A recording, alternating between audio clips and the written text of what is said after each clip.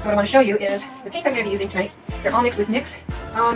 This one is a combination of, no, not that one, is a combination of Liquitex Basic Violet, Deep Violet, and Sergeant, ooh, almost in the paint, Sergeant Art Liquid Metal in purple. That's that one. This one is a combination of Sergeant Art Liquid Metal in green, combined with Artist Loft Aqua Green, and a little squirt of Peacock Pearl by Deco Art Dazzling Metallics. This one is kind of a mystery shade. I made this up using Phthalo Turquoise by Golden Fluid Acrylics, and then Liquitex Heavy Body Professional Acrylics Turquoise Deep, and some Deco Art Americana Satin Enamels in Dark Denim. Yeah, it's quite a combo. And also, I put in a squirt of the Peacock Pearl to give it kind of a metallic look also. This one is a combination of Liquitex Basics Gold, just gold, and then Artist Loft Deep Ochre.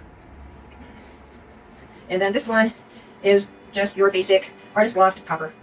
So there you have it. Those are our colors. I've got canvases already prepped. I think I might do a ring pour on one and a flip cup on another. So, okay.